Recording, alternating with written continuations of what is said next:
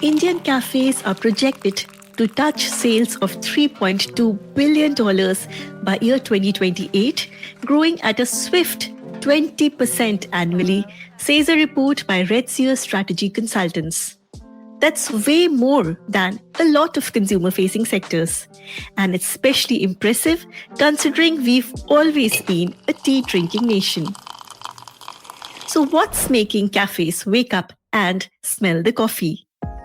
I caught up with Philippe Schaillee, Global Chief Executive of British cafe chain Costa Coffee, on all that's brewing with your Robusta and Arabica fix across world markets. From reckoning with scorching high prices to potential impact of proposed Trump tariffs to Gen Z influence strategies to even a one-of-a-kind Coke Pepsi market situation in India. Hear it firsthand from Schaillee. Steering Costa Coffee globally since April 2023 and previously with appliances and coffee equipment maker group SEB, he spills the beans on coffee and cafes at Coca-Cola's sprawling headquarters in Gurgaon. The cola company had acquired the UK chain in year 2019 for $4.9 billion. It's Tuesday, May 6th. I'm your host Ratna Bhushan from the Economic Times, and you're listening to The Morning Brief.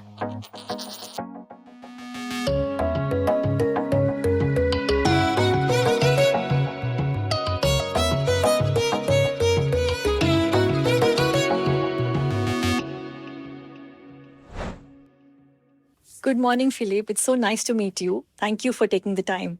Of course. Really good to meet you. Thank you. So, Philippe, to start with, how's Costa Coffee doing globally and in India? Yeah.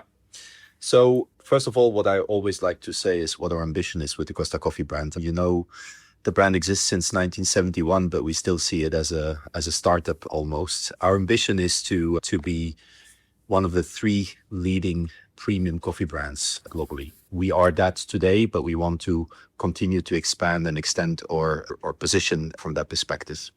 We're today present in over 40 countries, and we're continuing to gradually expand that.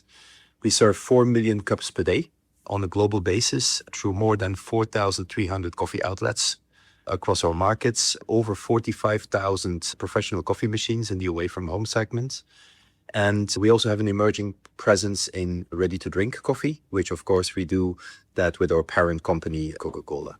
Our global strategy is focused on covering about 60% of the global premium coffee market. We don't want to be everywhere. We want to be in markets that really matter, from Europe, North America, including Mexico, Middle East, over China to, of course, this important market India, and a few other markets. What is important to know also is that we built our brand by opening stores with franchise partners like Viviani in India.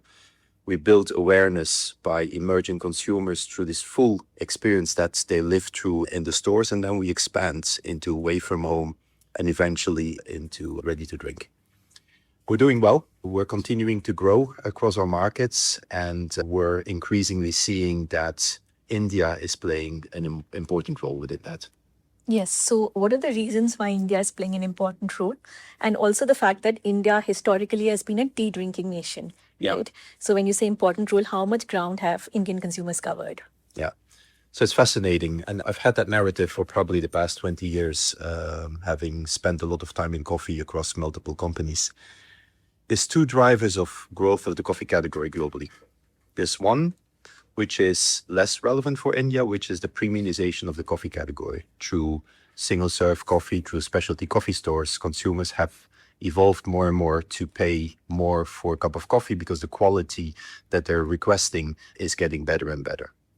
But the second driver has been that tea-drinking countries across the globe have gradually shifted towards coffee. Why that is? That is because of taste, but it's also because of energy, which coffee, of course, provides. And so consumers across multiple tea-drinking countries are gradually pivoting towards coffee, especially as GDP and as disposable income is increasing.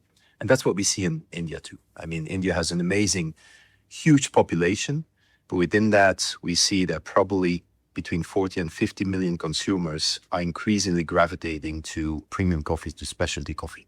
And that's, of course, the segments that we're focused on and that we want to play into with Costa Coffee. Right. So how much of these consumers are younger consumers, like the Gen Z, so to say? Yeah. A very significant percentage of them are younger consumers. They step into coffee through cold coffee, through flavored coffee. And it's not a surprise, of course, that we play into that. So if you come into the Costa stores, what you will see is an increasing part of our menu offering is cold coffee, flavored coffee. You see that we actually give consumers the opportunity on top of our base drinks to actually add incremental flavors, because that's in the end what the younger consumer wants. But secondly, also, you see consumers proudly walk around with a cup of coffee in their hands. So it has badge value. Yes. And that's definitely for Gen Z consumers important. What we're also doing increasingly to appeal to the younger consumers is make sure that our journey is as digital as possible. We recently deployed our global loyalty club, Costa Club, which allows consumers just to be into a digital experience, which is in the end how they want to purchase and to how they want to engage with the food and beverage retail brand. Right. So, Philippe, you gave us some statistics, you gave us some data, and in India specific data as well. But, listed companies in QSR and cafe companies have been reporting slower sales because the entire, there's a slowdown. People are cutting back on discretionary spending. Is that unique to India? Is that something that is happening globally? And if yes, why?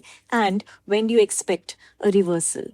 What I'm seeing at the start of this year is an improvement across our markets. So inflationary effects are starting to be reduced. Consumers have had salaries that have been positively affected by inflation. And so we see consumers returning to away from home, certainly to the coffee category, positively affecting our sales.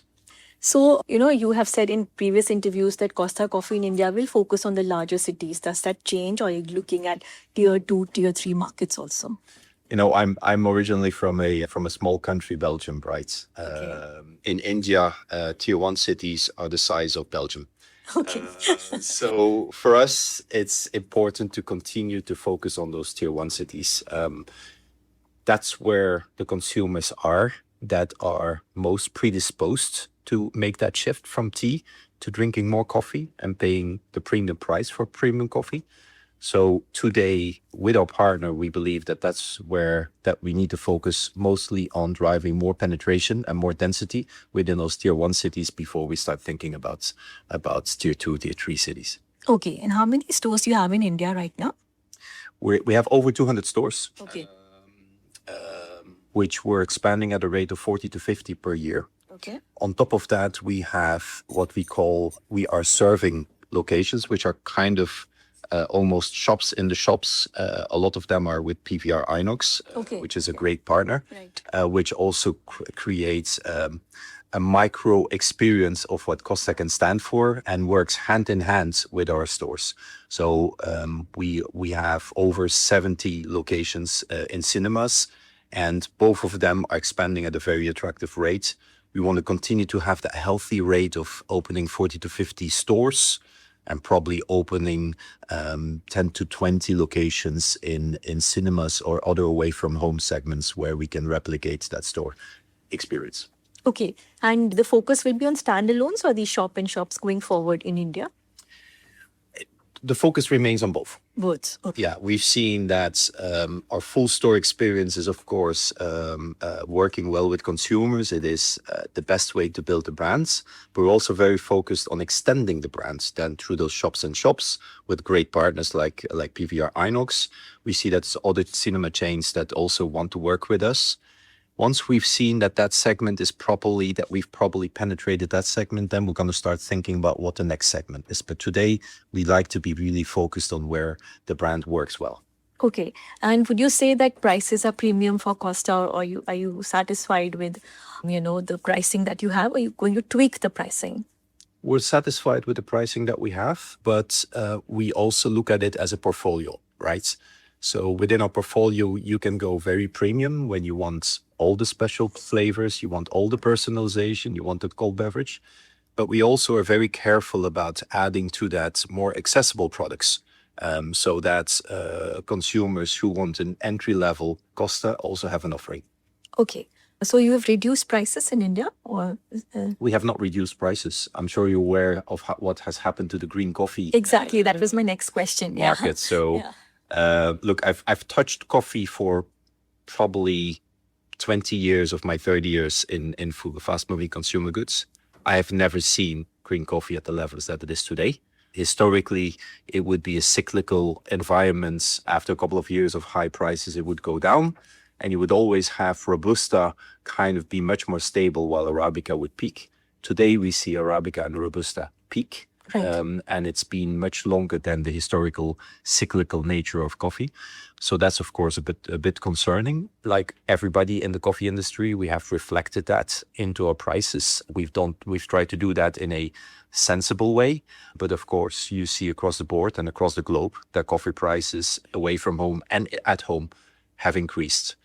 Within that, we try to put through the portfolio play, and we try to make sure that consumers have as much as possible opportunities to mitigate that effect of pricing through more accessible coffee propositions or tea propositions.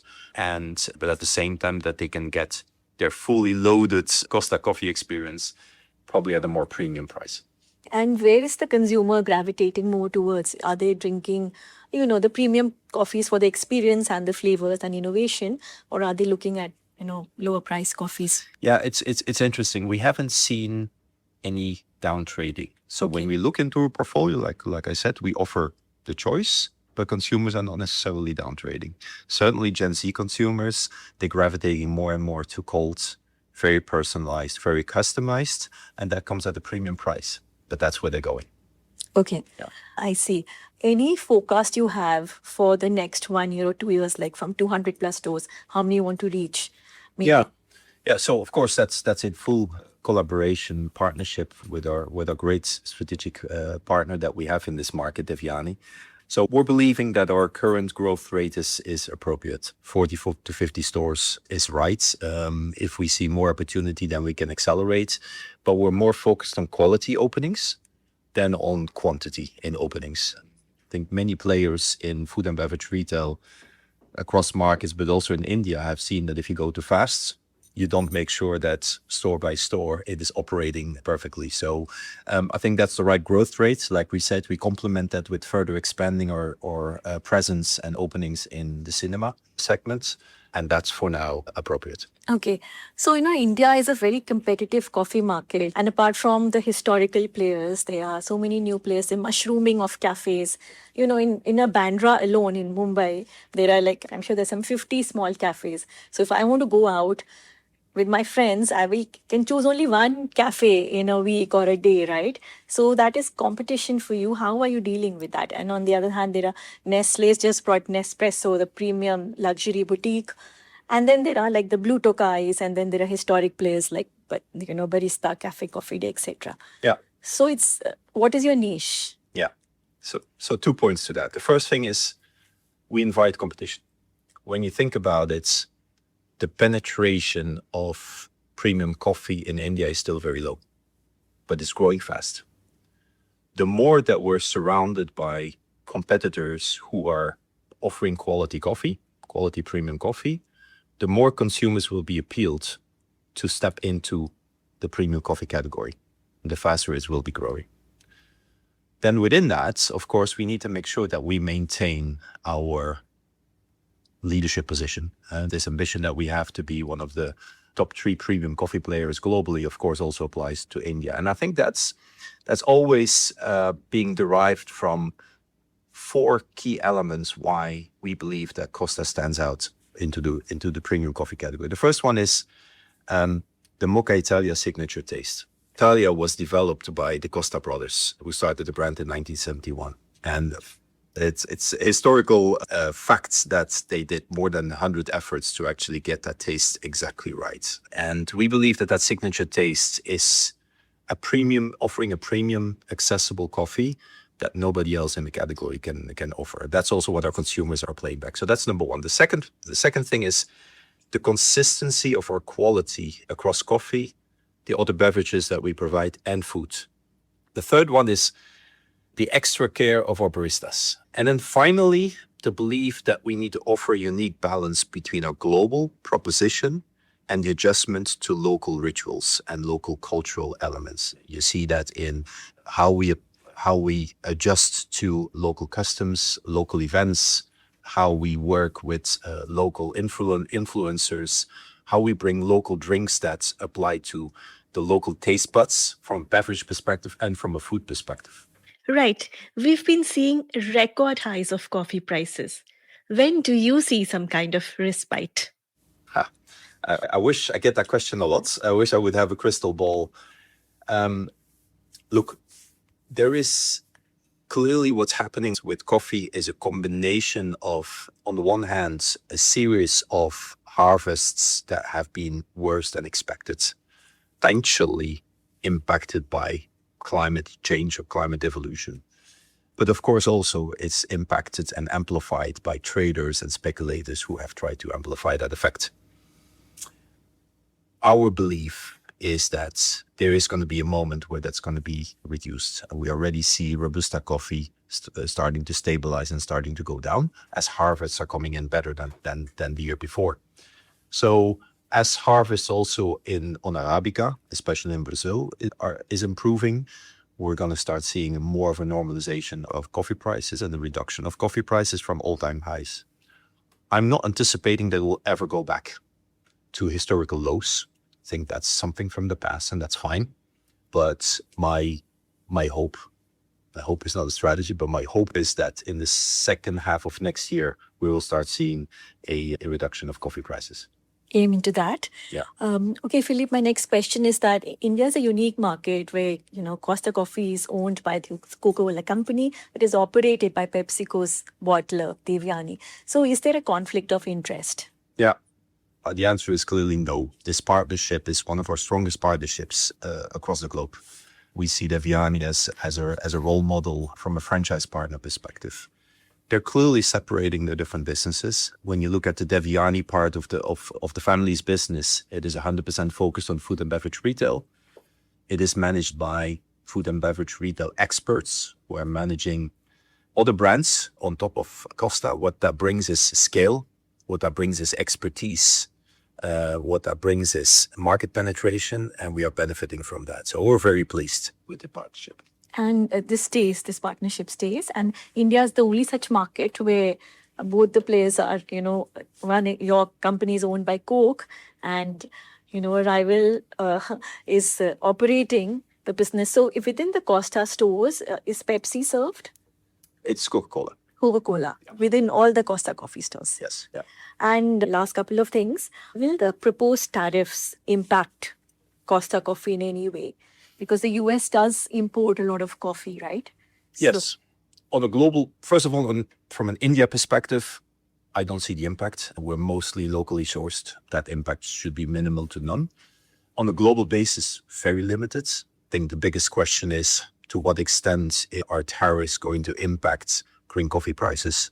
But at this point, we don't see that play a big role. Our presence specifically in the US is quite limited. We're more focused on other markets. So from that perspective, we also would not be impacted by tariffs on goods that are imported into the US. Right. And from a global perspective, not just from the Costa Coffee perspective, we had earnings of various listed companies, and a lot of MNCs have called out markets like India as bastions of growth because there is a lot of headroom to grow. There's a lot of penetration to cover. So where do you see the India market contributing to consumption globally for multinationals? I'm not just talking about Costa. Yeah.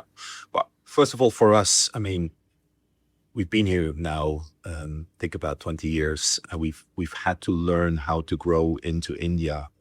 But now with the last couple of years, it's really been an accelerator. It's gone from what we call a seeding market to really a scaling market in our top 20 global markets from a Costa perspective. So yeah. Yes, India, and I only see that rising into our top markets position. So obviously for us, It is a critical growth accelerator, and we want to continue to double down and invest into these markets. Okay. And your demand outlook, like you said, prices could, plateau next year, sometime next year. So overall, the consumption outlook globally, how does it look? Well, when we look at the coffee category in general, we see it as a category that is growing between 4 and 6% globally, while India will probably be in the low double digits, and we want to do better. Okay, what is your, have you told your India team any, mandate or any targets to achieve for the next year? What I tell them is quality growth. Okay. So it's not growth at all costs. It's making sure that the business that we're building is a foundation for being a top 10 market for us in the long term. So we're focused on quality growth. Right. And how much Costa coffee do you have? Do you have a Costa every day? Of course. Of course. At home, away from home. I probably have about between 8 and 10 Costa coffees a day. 8 to 10? Yes. Oh, so you are like one of your biggest consumers yourself. Yeah, well, I mean, yes, as a CEO of the company, you have to be a heavy user, but that comes effortless because I love coffee. I've always loved coffee. And luckily, when I joined Costa, I appreciate the taste profile immediately. So I'm having Mocha Italia, single or double espressos continuously during the day up until 3 or 4, and I shift to tea. Okay. And my last question is, who is your biggest competitor in India or globally, specific to India? Like, is it a Starbucks or is it a tea drink, a Chayos, which is a tea parlor, or is it like a QSR, or is it coffee which people buy at home and make at home? Yeah. It's not a market share game. In a market like India, where it's all about growth, we're not focused on gaining market share in the segment that is still relatively small. We're focused on convincing consumers to move from tea to premium coffee. In the number of drinking occasions that they have, that they're not going to stop drinking tea, but that they start drinking premium coffee more frequently away from home. And then that within that, we're one of those top 3 premium coffee brands that they become loyal with. Right. So I think this is it. And it was very nice to catch up. Thank you so much. Thank you very much. In the tea drinking country that is India, the per person consumption of coffee is a little over 30 cups a year compared to the global average of 200, same many statistics. Clearly, a lot is waiting to happen over coffee. We're signing off on that note and hope you enjoyed this episode.